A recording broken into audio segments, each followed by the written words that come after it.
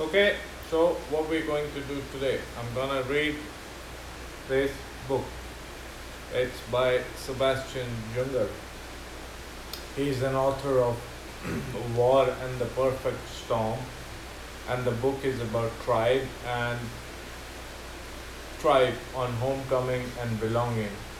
Well, The Guardian says an electrifying tapestry of history, anthropology, psychology, and memoir. Well, let's go and see. Well, the cover itself is pretty simple. Uh, it's an ebook. I usually buy them off Amazon Kindle. Okay, couple of going through the pages, normal stuff. Well, he says the book is dedicated to his brothers, John, Emery, and Chief. It's got about 1597 pages. So I'll read the author's note. This book grew out of an article that I wrote for June 2015 issue of Vanity Fair titled How PTSD Became a Problem Far Beyond the Battlefield. Now, PTSD is post-traumatic stress disorder for the people who don't know about it. Certain short sections of that article appear virtually unaltered in this book. I have included all source material for this book in a section titled Source Notes. I do not use footnotes because this is not an academic book and footnotes can interfere with the ease of reading. Nevertheless, I felt that certain scientific studies about modern society, about combat, and about post-traumatic stress disorder had the potential to greatly surprise or even upset some readers. With that in mind, I decided to include at least a cursory mention of the source within the text so that in certain cases readers could quickly verify the information for themselves. Both the book and the article includes phrases that some people find problematic or even offensive. The first is American Indian. Many people refer the term Native American.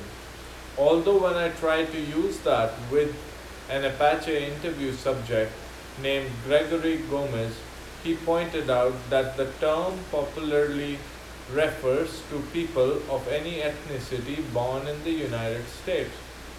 He insisted that I use American Indian instead, so I have. Well, I guess he's making a point. The other problematic phrase is post-traumatic stress disorder. Some people, understandably, feel that the word disorder risks stigmatizing those who continue to struggle with wartime trauma. I ultimately decided to retain the word because any long-term traumatic reactions would seem to qualify as a disruption of normal physical or mental function. As the Oxford American Dictionary defines the word disorder, most healthcare workers and many soldiers agreed with that position. Finally, this book includes several first-person accounts of events that happened many years ago, in some cases before I was even a journalist.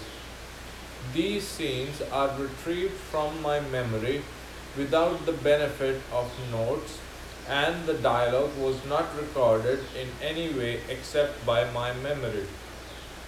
Ordinarily, speech enclosed by quotation marks should be documented with a tape recorder or notebook, and any event should be written down as it happened or shortly thereafter. In the case of these few stories, however, I had to rely entirely on my memory. After giving the matter much thought, I decided that doing so was within my journalistic standards as long as I was clear with my readers about my lack of documentation. The people in those stories have been in my mind my entire life and have often served as crucial moral guides to my own behavior. I only wish I knew who all of them were so that I could thank them somehow. Now we are on the introduction. In the fall of 1986, just out of college, I set out to hitchhike across the northwestern part of the United States. I did hardly ever been west of the Hudson River, and in my mind, what waited for me out in Dakota and Wyoming and Montana was not only the real America, but real me as well. I had grown up in a Boston suburb where people's homes were set behind deep hedges and protected by huge yards, and neighbors hardly knew each other, and they didn't need to. Nothing ever happened in my town that required anything close to a collective effort. Anything bad that happened was taken care of by the police or the fire department, or at the very least, the town maintenance crews. I worked for them one summer. I remember shoveling a little too hard one day and the foreman telling me to slow down because, as he said, some of us have to get through a lifetime of this. The sheer predictability of life in an American suburb left me hoping somewhat irresponsibly for a hurricane or a tornado or something that would require us all to band together to survive. Something that would make us feel like a tribe. What I wanted wasn't destruction and mayhem, but the opposite: solidarity. I wanted the chance to prove my worth to my community and my peers. But I lived in a time and a place where nothing dangerous ever really happened. Surely this was new in the human experience, I thought.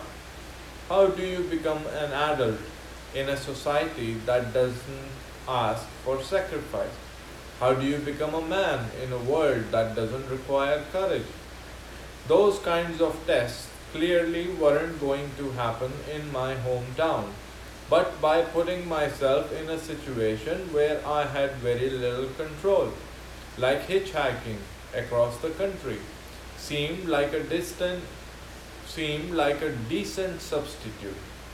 That's how I wound up outside Gillette, Wyoming, one morning in late October 1986, with my pack leaned against the guardrail and an interstate map in my back pocket. Semis rattled over the bridge spacers and hurtled on toward the Rockies 100 miles away. Pickup trucks passed with men in them who turned to stare as they went by. A few unrolled their window and threw beer bottles at me that exploded harmlessly against the asphalt. In my pack, I had a tent, a sleeping bag, a set of aluminium cookpots, and a Swedish-made camping stove that ran on gasoline and had to be pressurized with a thumb pump. That and a week's worth of food was all I had with me outside Gillette, Wyoming that morning, when I saw a man walking toward me up on the ramp from town. From a distance I could see he wore a quilted old canvas union suit and carried a black lunch box. I took my hands out of my pockets and turned to face him. He walked up and stood there studying me. His hair was wild and matted, and his union suit was shiny with filth and grease at his thighs. He didn't look unkindly, but I was young and alone and I watched him like a hawk. He asked me where I was headed. California, I said. He nodded. How much food do you got? He asked. I thought about this. I had plenty of food along with all the rest of my gear. and he obviously didn't have much. I did give food to anyone who said he was hungry, but I didn't want to get robbed. And that's what seemed was about to happen. Oh, I just got a little cheese, I lied. I stood there ready, but he just shook his head. You can't get to California on just a little cheese, he said. You need more than that. A man said that he lived in a broken down car and that every morning he walked 3 miles to a coal mine outside of town to see if they needed fill in work. Some days they did, some days they did not. And this was one of the days that they did not. So I won't be needing this, he said, opening his black lunchbox. I saw you from town and just wanted to make sure you were okay. The lunchbox contained a bologna sandwich, an apple, and a bag of potato chips. The food had probably come from a local church. I had no choice but to take it. I thanked him and put the food in my pack for later and wished him luck. Then he turned and made his way back down on the ramp toward Gillette. I thought about that man for the rest of my trip. I thought about him for the rest of my life. He had been generous, yes, but lots of people are generous. What made him different was the fact that he had taken responsibility for me. He had spotted me from town and walked half a mile out a highway to make sure I was okay. Robert Frost famously wrote that home is the place where when you have to go there, they have to take you in. Interesting. The word tribe is far harder to define, but a start might be the people you feel compelled to share the last of your food with. For reasons I will never know, the man in Gillette decided to treat me like a member of his tribe. This book is about why that sentiment is such a rare and precious thing in modern society, how the lack of it has affected us all. It's about what we can learn from tribal societies, about loyalty and belonging and the eternal human quest for meaning. It's about why, for many people, war feels better than peace, and hardship can turn out to be a great blessing. And disasters are sometimes remembered more fondly than weddings or tropical vacations. Humans don't mind hardship. In fact, they thrive on it. What they mind is not feeling necessary. Modern society has perfected the art of making people not feel necessary. It's time for that to end. So we start another chapter, The Men and the Dogs. Perhaps the most startling fact about America is that alone among the modern nations that have become world powers, it did so while butted up against 3,000 miles of howling wilderness populated by Stone Age tribes. From King Philip's War in 1600 until the last Apache cattle raids across the Rio Grande in 1924, America waged an ongoing campaign against a native population that had barely changed. Technologically, in 15,000 years, over the course of 3 centuries, America became a booming industrial society that was cleaved by class divisions and racial injustice but glued together by a body of law that, theoretically at least, saw all people as equal. The Indians, on the other hand, lived communally in mobile or semi-permanent encampments that were more or less run by consensus and broadly egalitarian. Now what means egalitarian? Okay, let's check that. Egalitarian means believing in or based on the principle that all people are equal and deserve equal rights and opportunities, a fairer, more egalitarian society. Individual authority was earned rather than seized and imposed only on people who were willing to accept it. Anyone who didn't like it was free to move somewhere else. The proximity of these two cultures over the course of many generations presented both sides with a stark choice about how to live.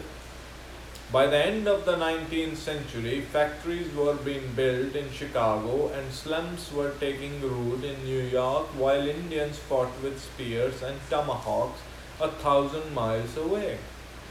It may say something about the human nature that a surprising number of Americans, mostly men, wound up joining the Indian society rather than staying in their own. They emulated Indians, married the Indians, were adopted by them, and on some occasions even fought alongside the Indians. And the opposite almost never happened. Indians almost never ran away to join the white society. Emigration always seemed to go from the civilized world to the tribal world, and it left Western thinkers flummoxed about how to explain such an apparent rejection of their own society. Oh, that's interesting. Now, what means the word flummoxed? Flummoxed means bewildered or perplexed. When an Indian child has been brought up amongst us, taught our language, and habituated to our customs, Benjamin Franklin wrote to a friend in 1753, "Yet, if he goes to his relations and make one Indian ramble with them, there is no persuading him ever to return." On the other hand, Franklin continued, white captives who were liberated from the Indians were almost impossible to be kept at home. Those who ransomed by their friends and treated with all imaginable tenderness to prevail with them to stay among the English, yet in a short time they become disgusted with our manner of life and take the first good opportunity of escaping again into the woods. The preference for tribal life among many whites was a problem that played out in particularly wrenching ways during the Pennsylvania frontier wars of 1760s. In the spring of 1763, an Ottawa Indian leader named Pontiac convened a council of tribes along the small river named Essorces near the former French trading post at Detroit, in what is now in the state of Michigan. The steady advance of white settlements was a threat that unified the Indian tribes in ways that no amount of peace and prosperity could, and Pontiac thought that with a broad enough alliance he might push the whites back to where they had been a generation or two earlier. Among the Indians were hundreds of white settlers who had been captured from the frontier communities and adopted into the tribes. Some were content with their new families and some were not, but collectively they were of enormous political concern to the colonial authorities. The meeting of the tribes was coordinated by runners who could cover 100 miles in a day, who deliver gifts of shell wampum belts and tobacco along with the message of urgent assembly. Now what's shell wampum? Shell wampum is small cylindrical beads made by North American Indians from shells strung together and worn as a decoration or used as money. Okay. Now the wampum belts were beaded in such a way that even distant tribes would understand that the meeting was set for the 15th day of Iskigamizi Gizis, the sap boiling moon. Groups of Indians drifted into river sources and encamped along the banks of the river until finally, on the morning of what the English settlers knew, April 27, old men began passing through the camp calling the warriors to council. They issued from their cabins the tall, naked figures of the wild Ojibwas with quivers slung at their backs and light war clubs resting in the hollow of their arms. Historian Francis Parkman wrote a century later, Ottawas wrapped close in their gaudy blankets, Wyanots fluttering in painted shirts, with their heads adorned with feathers and their leggings garnished with bells. All were soon seated within a wide circle upon the grass, row within row, a grave and silent assembly. Pontiac was known for his high oratory, and by the end of the day he had convinced the assembled warriors that the future of their people was at stake. 300 warriors marched on the English fort, with 2,000 more fighters waiting in the woods for the signal to attack. After initially trying to take the fort by stealth, they withdrew and attacked naked and screaming with bullets in their mouth for easy reloading. Wow. The attempt failed, but soon afterward the entire frontier erupted in war. Virtually every outfort and stockade from Upper Allegheny to Blue Ridge was assaulted simultaneously. Les Boeufs, Venango, Presque Isle, La Baya, Saint Joseph, Miamis, Octanon, Sandusky, and Michilimackinac were overrun in their defenders massacred. Well, just my pronunciation, okay. Scalping parties fanned out through the woodlands and descended upon remote farms and settlements and down the eastern escarpment, killing an estimated 2,000 settlers. Survivors fled eastward until the Pennsylvania frontier basically started at Lancaster and Carlisle. Well, I should say that. Do you know the scalping parties? The Indians used to remove this section from the skin of any non-Indian whites who had migrated and were creating the colonies in America. So the Indian community of North America, Canada and all those areas was pretty ruthless, barbaric. Okay, let's continue. The English response was slow but unstoppable. The remnants of 42nd and 77th Highlander Infantry, recently returned from military action in Cuba, were mustered at the military barracks in Carlisle and prepared for the 200-mile march to Fort Pitt. They were joined by 700 local militia and 30 backwoods scouts and hunters. The Highlanders were supposed to protect the column's flanks, but were taken off the job almost immediately because they kept getting lost in the woods. The commander was a young Swiss colonel named Henry Bouquet, who had seen combat in Europe and joined the English to advance his career.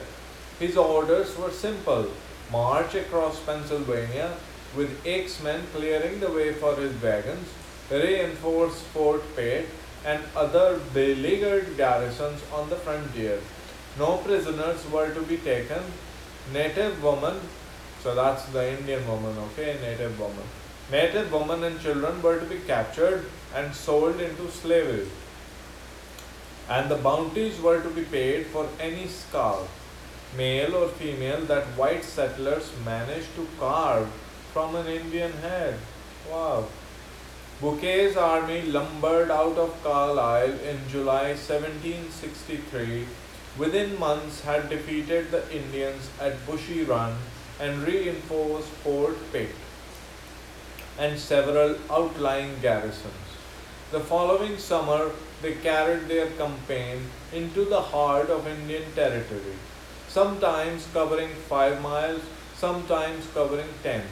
Bouquet's army ground its way through the rich, flat country of the Ohio River basin. They passed through great stands of hardwood and open savannas fed by innumerable creeks and rivers. Some of the rivers had gravel beaches running for miles that afforded clear passage for column supply wagons. The timber was mostly free of underbrush, and could be passed easily by men on foot or horseback. It was a kind of paradise that they were traveling through, and journals, Bouquet's journals mention the natural beauty of the land on almost every page. By mid-October, Bouquet had gained Muskingum River deep in Shawnee and Delaware territory, and an Indian delegation met with him to sue for peace. Hoping to intimidate them, Bouquet deployed his forces across an adjacent meadow.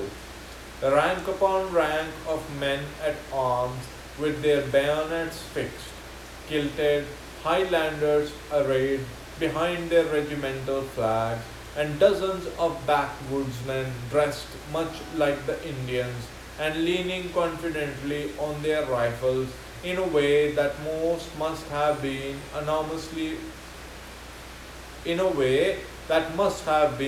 enormously reassuring to a European colonel in the wilderness. First and foremost, Bouquet demanded immediate return of all white prisoners, and any delay would be considered a declaration of war. During the next few weeks, around 200 captives were brought in, more than half of them women and children, and many too young to remember having lived otherwise. Some had forgotten their Christian names and were recorded in the ledgers with descriptions such as red jacket, big head, sore mouth, sore plums. Dozens of white relatives of the missing had accompanied Bouquet's forces from Fort Pitt, and in addition to many joyful reunions, there were also wrenching scenes of grief and confusion. Young women married to Indian men now standing reluctantly before their former families. Children screaming as they were pulled from their Indian kin and delivered to people they did not recognize and probably considered enemies. The Indians seemed universally anguished to give up their family members, and when Bouquet's army finally decamped for Fort Pitt in early November, many trailed behind the column, hunting game for their loved ones and trying to delay the final goodbye as long as possible. One Mingo brave refused to leave the side of young Virginia woman. Now, I don't know what is a Mingo. Despite warnings that, let's see, what's a Mingo? Mingo people are Iroquoian speaking group of Native Americans. Okay. One Mingo brave refused to leave the side of a young Virginia woman despite warnings that her former family would kill him on sight. Wow. It must not be denied that there were even some grown persons who showed an unwillingness to return. Wow. William Smith, a contemporary of Bouquet's, admitted about some of the white captives. The Shawnees were obliged to bind several of their prisoners, and some women who had been delivered up afterward found means to escape and run back to the Indian towns. The reluctance of Bouquet's captives to leave their adopted tribe raised awkward questions about the supposed superiority of Western society. It was understood why young children would not want to return to their original families, and it made sense that renegades like the infamous Simon Girty would later seek refuge with the Indians and even fight alongside them. But as Benjamin Franklin pointed out, there were numerous settlers who were captured as adults and still seemed to prefer Indian society to their own society. And what about people who voluntarily joined the Indians? What about men who walked off into the tree line and never came home? The frontier was full of men who joined Indian tribes, married Indian women, and lived their lives completely outside civilization. Thousands of Europeans are Indians, and we have no examples of even one of those aborigines having from choice become European. A French émigré named Hector de Crèvecoeur lamented in 1782, "There must be in their social bond something singularly captivating and far superior to anything to be boasted among us." Crèvecoeur seemed to have Crèvecoeur seemed to have understood that the intentionally communal nature of an Indian tribe held an appeal that the material benefits of Western civilization could not seriously necessarily compete with. If he was right, that problem started almost as soon as Europeans touched the American shores. As early as 1612, Spanish authorities noted in amazement that 40 or 50 Virginians had married into Indian tribes, and that even English women were openly mingling with the natives. At that point, whites had been in Virginia only a few years. Many who joined the Indians would have been born and raised in England. These were not rough frontiersmen. They were sneaking off to join the savages. These were the sons and daughters of Europe. Notwithstanding, the Indian women have all the fuel and bread to procure, and the cooking to perform. Their task is probably not harder than that of white women, wrote a Seneca captive named Mary Jamison at the end of her long life. Jamison, who was taken from her family's farm on Pennsylvania frontier at the age of 15, became so enamored of Seneca life that she once hid from a white search party that had come looking for her. We had no master to oversee or drive us, so that we could work as leisurely as we pleased. She explained, no people can live more happy than Indians did in times of peace. Their lives were continual round of pleasures.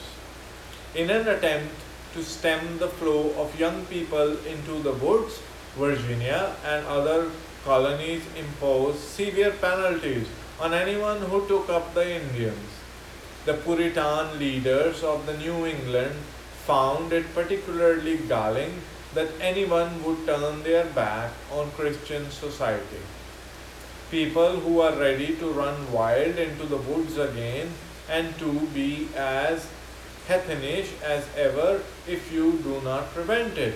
An early Puritan named Mather complained in a tract called Discourse Concerning the Danger of Apostasy.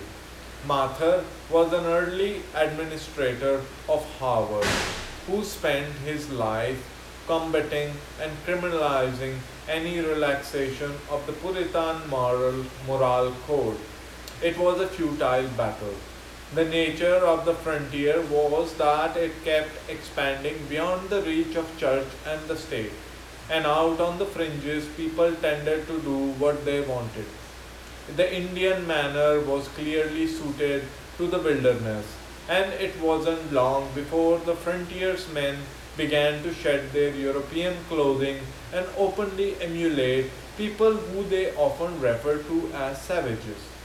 They dressed in buckskin and open backed leggings and had muslin breech clouts strapped between their legs. Some even attended Sunday service that way, which so distracted the girls at one church that their minister accused them of not listening to his sermons. The men smoked tobacco and carried tomahawks in their belts and picked up Indian languages and customs. They learned to track and stalk game and move quickly and quietly in the woods. They adopted what Puritans dismissed as a skulking way of war. Wow, that's interesting. They fought from concealment as individuals, in other words, rather than lining up like tin soldiers. The men and the dogs have a fine time, but the poor women have to suffer. One pioneer wife wrote to her sister about the life on the frontier. She complained that her husband, a man named George, refused to make their newborn son a plank cradle and just gave her a hollowed out log instead. The boy's only shirt was woven of nettle bark and his pillow was carved out of wood. When his mother pointed out that he was getting sores and rashes, George said that the hardship would just toughen him up for hunting later in life. George has got himself a buckskin shirt and pants, this woman added. He's gone hunting day and night. Wow. It's easy for people in modern society to romanticize Indian life, and it might well have been easy for men like George as well. That impulse should be guarded against. Virtually all of the Indian tribes waged war against their neighbors and practiced deeply sickening forms of torture. Prisoners who weren't tomahawked on the spot could expect to be disemboweled and tied to a tree with their own intestines or blistered to death over a slow fire, or simply hacked to pieces and fed alive to the dogs. If there is any conceivable defense for such cruelty, it might be that in Europe at the time of Spanish Inquisition, the Spanish Inquisition was also busy serving up just as much barbarism on behalf of the Catholic Church.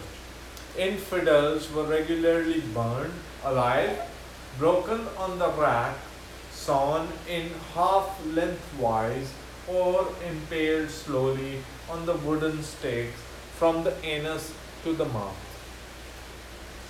Now that's Spanish Inquisition. The Protestant Reformation changed a lot of things about Christianity, but not its capacity for cruelty. In other words, was very much the norm of that era, and native tribes of North America were no exception. On the other levels, however, there seemed to be no competing with the appeal of the Indians. Hunting was obviously more varied and interesting than plowing fields. Sexual mores were more relaxed, Then in the early colonies, in the 1600, colonial boys on Cape Cod were publicly whipped if they were caught talking to a girl they were not related to. Indian clothing was more comfortable, Indian religion was less harsh, and Indian society was essentially classless and egalitarian. As frontier marched across North America, from Alleghenies to the Great Plains, Rockies, and then finally to the West Coast, successive generations of pioneers were subject to being captured and adopted into Indian tribes or simply ran off to join them. For all the temptations of native life, one of the most compelling, one of the most compelling might have been its fundamental egalitarianism. Egalitarianism.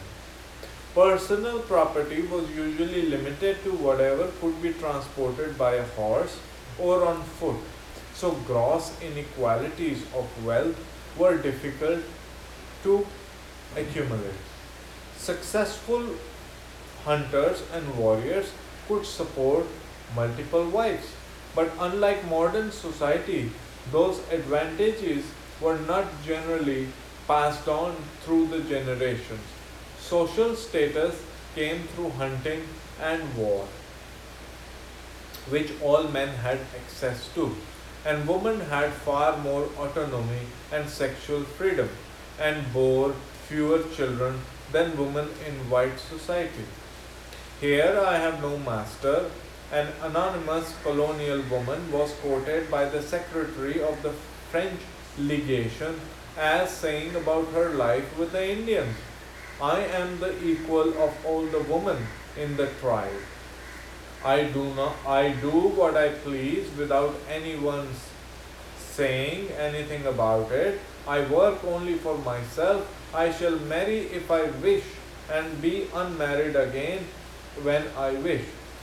Is there a single woman as independent as I in your cities? Because of these basic freedoms, tribal members tended to be exceedingly loyal. A white captive of the Kickapoo Nation, who came to be known as John Dunn Hunter, wrote that he had never heard of even a single instance of treason against the tribe, and as a result, punishments for such transgressions simply did not exist, but the cowardice was punished by death, as was murder within the tribe or any kind of communication with the enemy. It was simple ethos that promoted loyalty and courage over all other virtues, and considered the preservation of the tribe an almost sacred task, which indeed it was. The question for Western society isn't so much why tribal life might be so appealing. It seems obvious on the face of it, but why Western society is so unappealing? On a material level, it is clearly more comfortable and protected from the hardships of the natural world, but as the societies become more affluent, they tend to require more rather than less time and commitment by the individual.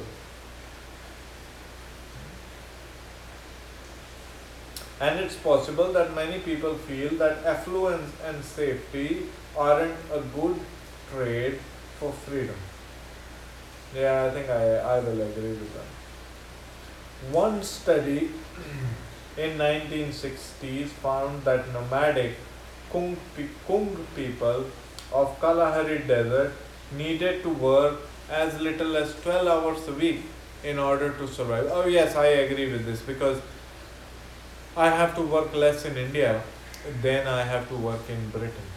And in Britain is always work, and It's not cool, man. The life is not always that. What you gonna do with more money? You're gonna buy more. Every year a new iPad. But what do you do with the old iPad? Kung people of the Kalahari Desert needed to work as little as 12 hours a week in order to survive. Roughly one quarter the hours of average urban executive at the time. This is true. Look at our call centers. People are working more. Roughly one quarter the hours of the average urban executive at the time. The camp is an open aggregate of cooperating person which changes in size and compositions from day to day.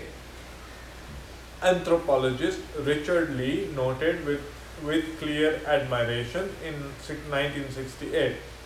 The members move out each day to hunt and gather and return in the evening to pool the collected foods in such a way that every person present receives an equitable share. Because of the strong emphasis on sharing and the frequency of movement, surplus accumulation is kept to the minimum. Yeah, this I agree with, because surplus accumulation is happening in the Western society. One individual family is trying to hold more and more, and then it's not ready to share. While in a nomadic or Eastern or Indian society, everything is shared. It's communal. The Kalahari is one of the harshest environments in the world, and the Kung were able to continue living a Stone Age existence well into the 1970s, precisely because no one else wanted to live there. It's obvious. The Kung were so well adapted to their environment that during times of drought, nearby farmers and cattle herders abandoned their livelihoods to join them in the bush, because foraging and hunting were more reliable source of food. The relatively relaxed pace of Kung life, even during times of adversity, challenged long-standing ideas that modern society created a surplus of leisure time. It created exactly the opposite, a desperate cycle of work, financial obligation, and more work. The Kung had far fewer belongings than Westerners, but their lives were under much greater personal control. Among the anthropologists, the Kung are thought to present a fairly accurate picture of how our hominid ancestors lived for more than 1,000,000 years before the advent of agriculture. Genetic adaptations take around 25,000 years to appear in humans. So enormous changes that came with the agriculture in last 10,000 years have hardly begun to affect our gene pool. Early humans would most likely to have lived in nomadic bands of around 50 people, much like the Kung. They would have experienced high levels of accidental injuries and deaths. They would have countered domineering behavior by senior males by forming coalitions within the group. They would have been utterly intolerant of hoarding or selfishness. They would have occasionally endured episodes of hunger, violence, and hardship. They would have practiced extremely close and involved childcare, and they would have done almost everything in the company of others. They would have almost never been alone. The first agriculture and then industry changed two fundamental things about human experience. The accumulation of personal property allowed people to make more and more individualistic choices about their lives. Excuse me. And those choices unavoidably diminished group efforts towards a common good. And as society modernized, people found themselves able to live independently from any communal group.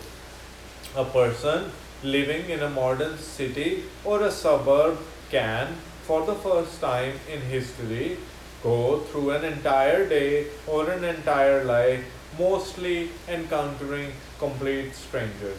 They can be surrounded by others and yet feel deeply and dangerously alone. The evidence that this is hard on us is overwhelming. Although happiness is notoriously subjective and difficult to measure, mental illness is not. Numerous cross cultural studies have shown that modern society, despite its nearly miraculous advances in medicine, science, and technology, is afflicted with some of the highest rates of depression, sig- man, I, sick, poor health, anxiety, and chronic loneliness in human history. As affluence and urbanization rise in a society, rates of depression and suicide tend to go up rather than down. Rather than buffering up people from clinical depression, increased wealth in a society seems to foster it. I agree with it. Yeah. Suicide is difficult to study among unacculturated acculturated tribal people because the early explorers who first encountered them rarely conducted rigorous ethnographic research. That said, there is remarkably little evidence of depression based suicide in tribal societies. Among the American Indians, for example, suicide was understood to apply in a very narrow circumstances.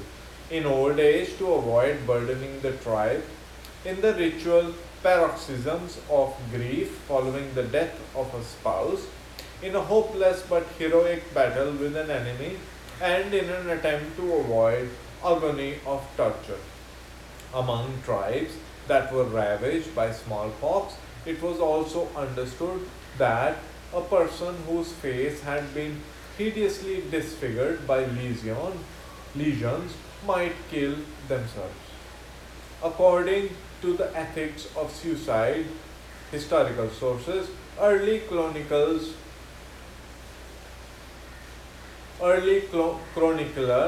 of the American Indians could not find any other examples of suicide that were rooted in psychological causes. Early sources report that Belacula, the Ojibwa, the Montagnais, the Arapaho, the Plateau Yuma, the Southern Paiute, and Zuni, among many others, experienced no suicide at all. This stands in stark contrast to many modern societies, where the suicide rate is as high as 25 cases per 100,000 people. In the United States, white middle aged men currently have the highest rate at nearly 30 suicides per 100,000. According to a global survey by World Health Organization, people in wealthy countries suffer depression as much as 8 times the rate they do in poor countries. And people in countries with large income disparities like the United States run a much higher lifelong risk of developing severe mood disorders. A 2006 study comparing depression rates in Nigeria to depression rates in North America found that across the board, women in rural areas were less likely to get depressed than their urban counterparts. And urban North American women, the most affluent demographic of the study, were the most likely to experience depression. The mechanism seems simple. Poor people are forced to share their time and resources more than wealthy people are, and as a result, they live in closer communities. Inter-reliant poverty comes with its own stresses and certainly isn't the American ideal, but it's much closer to our evolutionary heritage than affluence. A wealthy person who has never had to rely on help and resources from his community is leading a privileged life that falls way outside more than a million years of human experience. Financial independence can lead to isolation, and isolation can put people at a greatly increased risk of depression and suicide. This might be fair trade for a generally wealthier society, but a trade it is. The psychological effect of placing such importance on affluence can be seen in microcosm in the legal profession. In 2015, the George Washington Law Review surveyed more than 6,000 lawyers and found that conventional success in the legal profession, such as high billable hours or making partner at a law firm, had zero correlation with the levels of happiness and well-being reported by the lawyers themselves. In fact, public defenders who have far lower status than corporate lawyers seem to lead significantly happier lives. The findings are in keeping with something called self-determination theory, which holds that human beings need three basic things in order to be content. They need to feel competent at what they do, they need to feel authentic in their lives, and they need to feel connected to others. That's true. The findings are in keeping with something called self-determination theory, I will repeat, which holds that human beings need three basic things in order to be content. They need to feel competent at what they do, they need to feel authentic in their lives, and they need to feel connected to others. These values are considered intrinsic to human happiness and far outweigh extrinsic values such as beauty, money, and status. Bluntly put, modern society seems to emphasize extrinsic values over intrinsic ones, and as a result, mental health issues refuse to decline with growing wealth. The more assimilated a person is into American society, the more likely they are to develop depression during the course of their lifetime, regardless of what ethnicity they are. Mexicans born in the United States are wealthier than Mexicans born in Mexico, but far more likely to suffer from depression. Like corporate lawyers, they may have a harder time achieving the three pillars of self-determination: autonomy, competence, and community, and wind up with a higher rate of depression. By contrast, Amish society has an exceedingly low rate of depression because it is theorized by many Amish remain utterly unassimilated into modern society to the extent that they won't even drive cars. Well, I guess that is it for this hour, and I will come back with next hour, and I hope everybody enjoys reading together.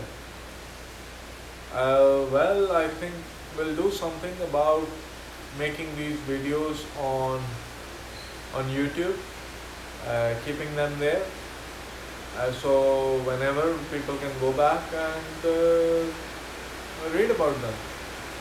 So Namaste.